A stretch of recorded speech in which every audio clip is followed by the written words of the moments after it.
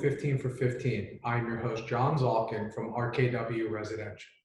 15 for 15 is a new and exciting video series where we interview 15 influential real estate people for 15 minutes each, where we will get their perspective on what is happening in real estate during COVID-19. A little bit about RKW Residential. RKW Residential is an award-winning third-party multifamily property management firm with over 20,000 multifamily units under management and a growing footprint spanning 6 states. RKW delivers expertise in multifamily management through its technology, marketing, and customer experience platforms. My guest today is Fernie Alvarez from JAG Insurance. Fernie is a principal at JAG Insurance. He's an insurance advisor specializing in property and casualty marketing. His expertise is to create risk management and loss prevention solutions focused on minimizing your risk and maximizing your profitability. He's able to develop a clear service plan focused on reducing losses, enhancing safety, and minimizing overall program risk. Fernie, it's great to see you, and thank you for taking the time to join me on this episode for 15 for 15. I'm really interested to get your perspective on the insurance industry during COVID-19, to get your thoughts on how things are going. Can you please just briefly expand on your bio and then tell us a little bit about what's happening in the market? Thank you, John. Oh, first and foremost, thank you for having me on. So a little bit quick about myself. Like you said, I'm one of the principals at JAG. JAG is owned by Doug Jones, Louis Gazatua, and myself. We are a property and casualty firm based in Coral Gables with an office in Delray Beach and a satellite office in Charlotte, North Carolina as well. We specialize in multifamily and real estate all over the country.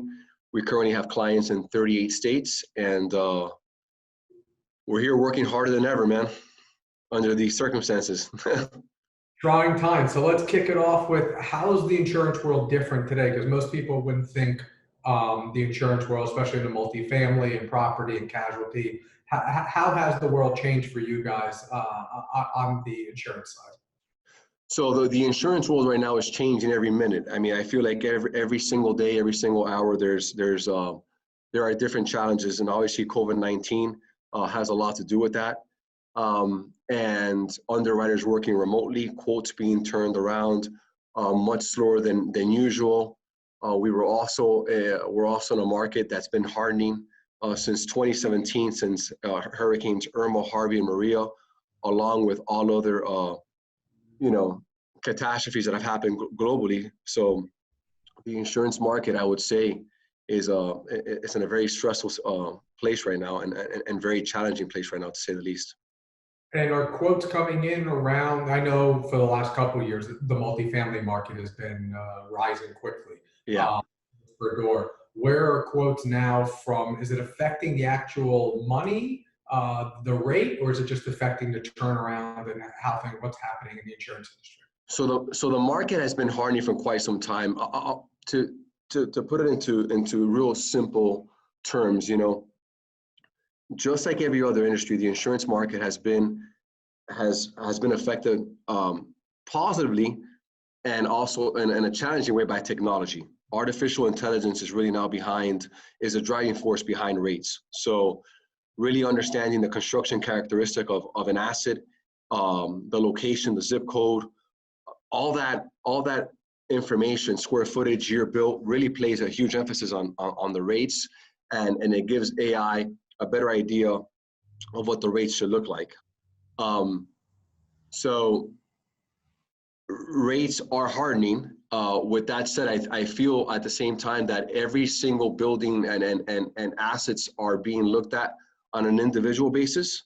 So and being modeled individually. So every single asset is so different. In some cases, in other cases, they're not. Where I'm really seeing a big change, John, is in the frame market. So any multifamily asset that's classified under wood construction, that's where we're really seeing our biggest challenges due to the fire PML being high. And what I mean by the PML is a probable maximal loss, and the fact that they don't withhold well during windstorm. So, and that market is really being affected. And I think after Harvey, Houston and certain parts of Texas really got blasted on frame HAB have construction class, and in different, as well as in the Carolinas with different hurricanes, and in Jacksonville we had Michael, and that really changed how underwriting really looked at frame habitational risk. So And there's what so many moving components right now, and I think an AI seems to be the driving force behind the rate that the the model and the software program is giving an asset. and what's going on with carriers moving in and out of markets? I know Florida's always been a moving target. When people come in, they come out. Where is it in the country? Like, what are you seeing right now? So you're starting to see capacity really come down in comparison to other years. So again, supply versus demand. You're having you have much less carriers that want to write in a certain, in the multifamily world, as well as in the property market as a whole. So it just really depends. I mean, there's certain carriers that are really focused in writing in catastrophic zones, what we call tier 1 zones, and they specialize in that.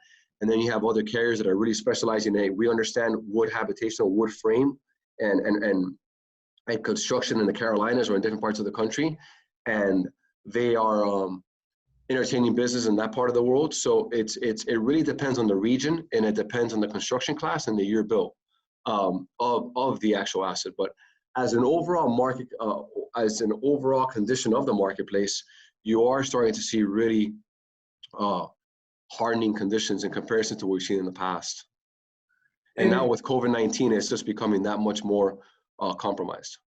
So I know the values haven't changed much as of today because everything is being repriced and revalued, but theoretically, insurance prices will come down as values come down. If you had a retail center that was a $20 million center, and it's going to be a $10 million center or a $12 million center, your replacement cost and all that will come down. Same thing with multi, if it's less, or it's not really based on much on that value. You make an excellent point that collaborates with my prior statement. The reason why rates were going up was not only because of the construction class and losses and whatnot. The insurance companies were really tightening up on the replacement cost valuation per square foot, where they felt that they were, and the reason why that happens was because they felt other companies in the past who have underwritten multifamily assets or whatnot at really low replacement cost valuations were brought into courts after losses and had to pay replacement costs. So a perfect example would be, in a fundamental one, let's say you insure a building for $1 million, and in reality it should be insured for $1.5 million. Well, if the policy is issued at replacement cost and you insured it at $1 million, the insurance companies were having to pay out $1.5 million, yet they only underwrote the policy for $1 million. So they never collected enough premium for what the actual exposure was. So Right. That tightened up where inspections by carriers were really keeping a close eye on the valuations. So now under COVID-19, where the market seems to be trending, I think we're still in unknown space. But if this trend continues, maybe we could see valuations come down. That's still unknown. I think it's still a little bit premature, but it's going to be interesting to know exactly where the valuation standpoint comes from. I'm advising every single client to obtain a replacement cost appraisal, because that's your agent's fighting tool on how he can prove on what the asset should be insured for. I think the days are over of, hey, I want to insure for this. I think you need documentation and you need an appraisal that really justifies the reason and reflects the replacement cost that you're putting out there on the underwriter's desk. Let's move to the hot topic that everybody's talking about and everyone wants to hear, is the business interruption insurance. I know we've spoken to some lawyers about this, and we've spoken to some other people, and everyone has their thoughts and ideas on it. Where do you guys stand? Give a little history of what it is and how it's written. And So this is, I had a feeling you were going to drag me into this one. Look, business interruption is a cover peril that's demanded by most lenders. It seems like common sense, right? My business has been interrupted. So, if you have, an office building where people can't work out of due to quarantine, your business has been interrupted. Maybe your tenants aren't paying you your monthly rent, or or you own a multifamily asset that, you know, and you have a lot of people, you know, that have been fired or are not receiving monthly income, and they don't have the wages nor the money to pay their rent. The problem is that when you read the language on a contract of an insurance policy, it strictly says that there has to be direct physical damage to the asset. And that's the key language that everybody needs to focus on, is how do you prove whether or not there was COVID-19, you know, in my house somewhere or in my office building. And that's the real specification. That's the specific question that triggers that coverage, is whether or not there was direct physical damage to the asset. It's not just business interruption on a very general basis, if that makes any sense at all. There has to be direct physical damage to the asset in order for business interruption to kick in. Now, communicable disease and pollution and stuff like that, those are very tricky insurance policies that some insureds buy and many don't, that could have some coverage in there hidden. But from a property perspective, I can tell you that I think it's safe to say that 95% of the insurance policies don't have language in there that state, you know, BI would be triggered if there was a pandemic. So that's the issue. What happens if I have in my building, because we have multiple buildings where we've had COVID-19 cases, would that trigger something if people in my building physically got it from the building? I think that's an excellent question and an excellent argument in a courtroom or with an insurance company. I'd be interested to see how they react. I don't know if that would trigger. I mean, I think it's a great argument to say, hold on a minute, you know, I mean, would you have to literally have a bunch of tenants relocate from a building if one human being had COVID-19, or, you know, does he have to quarantine himself in a room and hide in there? I mean, that seems to be I don't know, that's a great question, man. I think, to be honest with you, John, you know, I get a little bit cautious talking about this subject. I actually have a really good friend of mine who used to be the president of the Florida Bar, and I won't say his name for respect purposes, but he's arguably one of the best litigation insurance attorneys in America, in the country. And we've had numerous conversations with him and his firm, and even he himself is a little bit uncertain right now of how the market's going to react to this. Here's what I will say. There's $850 billion in reserves nationally. Every single month, there's a report that read that small business alone would have $350 billion in BI exposure. So if you go through 2 months of that, you almost exhaust what the reserves are, and you're going into hurricane season. So is the country really going to go after insurance companies and bankrupt them and compromise the industry? I don't know. I don't foresee that happening. I do foresee litigation happening for the next 5 years, maybe even a decade in some cases.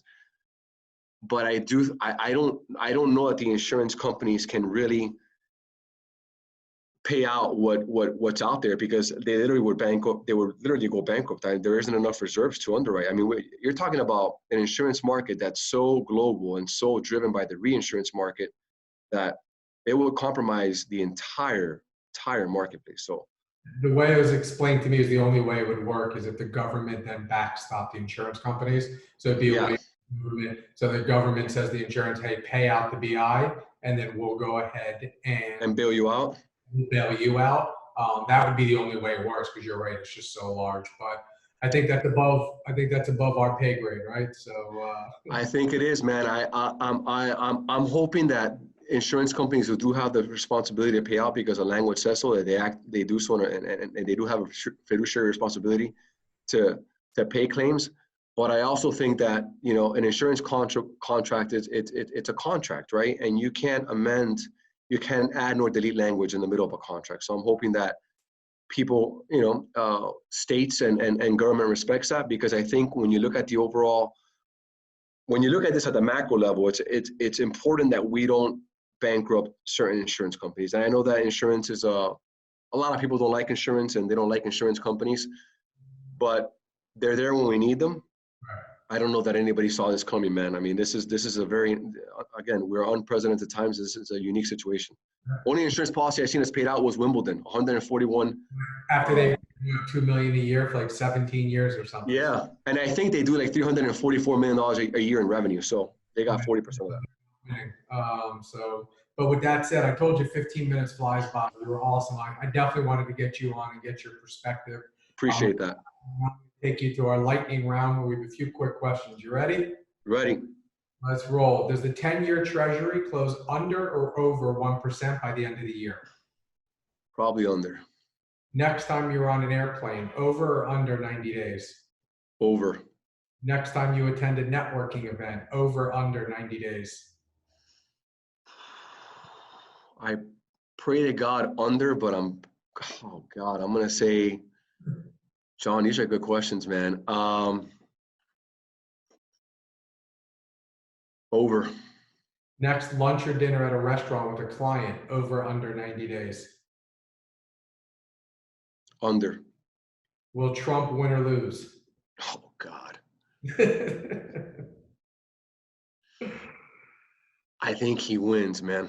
Does the stock market end over or under 20,000 by the end of the year? Over. Does the U.S. COVID-19 infection rate go over or under 1 million in the U.S.? I pray to God that it's under. All right. Do you think you will be on vacation in the next 6 months? Yeah. Fernie, I really want to thank you for joining me on this episode of 15 and 15. That was a lot of fun. I really appreciate the insight. Thank you, Tony. I appreciate you having me on. You guys are awesome, man. I appreciate it. Thank you. Everyone, we hope you all stay safe and practice social distancing and make sure to wash your hands. If you have any questions or would like to find this video, please visit rkwresidential.com.